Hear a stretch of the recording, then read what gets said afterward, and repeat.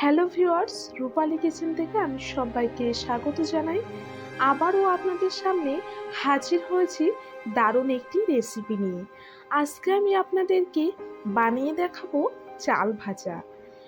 আমরা বিভিন্নভাবে চাল ভাজা বানিয়ে থাকি, কিন্তু আজকে যেভাবে আমি চাল ভাজাটাকে বানাবো এটা একদমই অন্যরকমভাবে, আর খুব কম সময়ে ঝটপট এটা বানিয়ে নেওয়া যায়।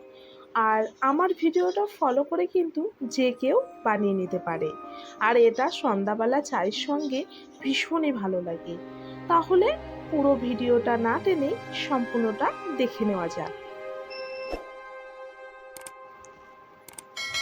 চাল ভাজা বানাবার জন্য আমি এখানে 1 কাপ নিয়ে নিয়েছি বাসমতি চাল। আপনারা চাইলে ডেলি যে চালটা আমরা ব্যবহার করে থাকি সেই চাল দিয়েও কিন্তু এটা বানিয়ে নেওয়া যায়।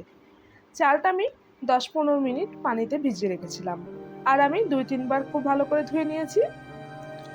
এবার আমি একটা প্লেটের মধ্যে এটাকে ছড়িয়ে দিলাম। এটাকে আমি এবার ফ্যানের হাওয়াতে খুব ভালো করে শুকিয়ে নেব। আপনারা যদি চান তাহলে কিন্তু এটা রোদেও শুকিয়ে নিতে পারেন। তো খুব ভালো করে শুকিয়ে নিয়েছি। এবার আমি এর মধ্যে মিক্স করে দিলাম লবণ 1 চামচ।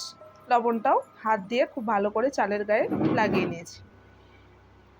এবারে এখানে আমি কড়াইয়ের মধ্যে বেশ অনেকটা তেল নিয়ে নিয়েছি। তেলটা অবশ্যই কিন্তু খুব ভালো করে গরম করে নিতে হবে। তারপর আমি এখানে একটা ছাঁকনির মধ্যে অল্প অল্প চাল দিয়ে এইভাবে ভেজে নিচ্ছি।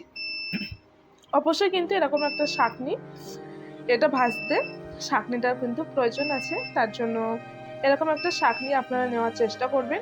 আর এইভাবে তেলের মধ্যে ডুবিয়ে দিলে কিন্তু খুব ঝটপট চালটা ভেজে নেওয়া যাবে। এটাই কিন্তু একদম সহজ উপায় চালটা ভেজে নেওয়ার। তো কয়েক সেকেন্ডের মধ্যে কিন্তু চালটা ভেজে নেওয়া যাবে। চালটা খুব ভালো করে ভেজে নেওয়ার পর এভাবে উঠিয়ে নিয়ে একটু ঝাঁকিয়ে নিতে হবে। এক্সট্রা যে তেলটা আছে সেটা কিন্তু ছেড়ে দেবে।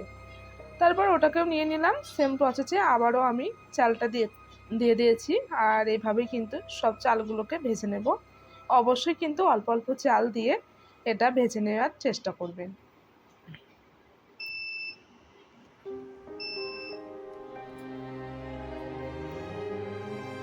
তো সব চালগুলো কিন্তু ভেজে নেওয়া হয়ে গেছে।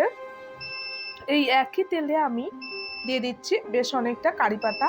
কারি পাতা কিন্তু চাল ভাজাতে বেশ ভালো লাগে, তার জন্য কারি পাতা ব্যবহার করেছি। যদি কারি পাতা না থাকে তাহলে এটাকে স্কিপ করে দিতে পারেন। কারি পাতাটাকেও খুব ভালো করে ভেজে নিলাম।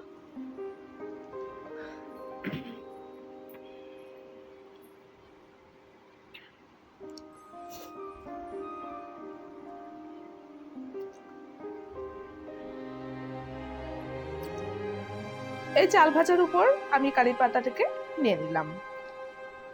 একই তেলে আমি নিয়ে নিয়েছি আবারও 4 পিস শুকনো লঙ্কা।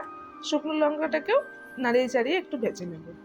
শুকনো লঙ্কাও কিন্তু এই চাল ভাজাতে বেশ ভালো লাগে।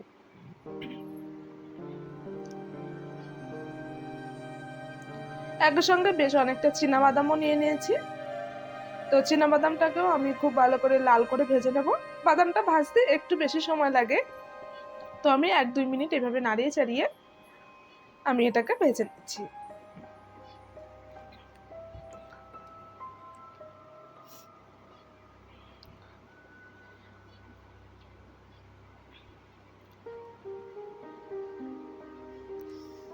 বাদামটাকেও খুব ভালো করে লাল করে ভেজে নিতে হবে। কাঁচা থাকলে কিন্তু অতটা ভালো লাগবে না, তার জন্য সেদিকে খেয়াল রাখতে হবে। যখনই দেখবেন কালারটা চেঞ্জ হয়ে এসছে তখনই বুঝতে হবে এটা ভাজা হয়ে গেছে। সবগুলো ভেজে নেওয়া হয়ে গেছে।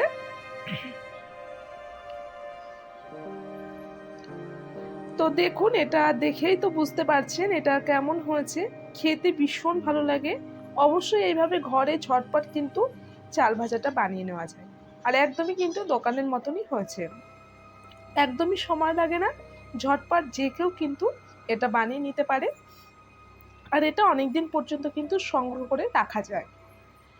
আর চায়ের সঙ্গে কিন্তু এরকম চাল ভাজা খেতে ভীষণই ভালো লাগে। আর এখনও যারা কিভাবে চালটাকে ভেজে নিতে হয় এখনো পর্যন্ত জানেন না, তারা এইভাবে অবশ্যই আমার ভিডিওটা ফলো করে বানিয়ে নেওয়ার চেষ্টা করবেন। আর দেখুন, হাত দিতেই কিন্তু কত সুন্দর পুড়িয়ে যাচ্ছে।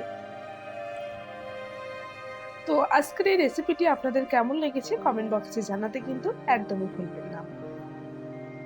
আর আমার চ্যানেলটিকে এখনো যারা সাবস্ক্রাইব করেননি তাদের কাছে একটা অনুরোধ, চ্যানেলটিকে সাবস্ক্রাইব করে আমার পাশে থাকবেন। আজকের মতো বিদায় নিচ্ছি, দেখা হচ্ছে নতুন একটি রেসিপি নিয়ে। ধন্যবাদ।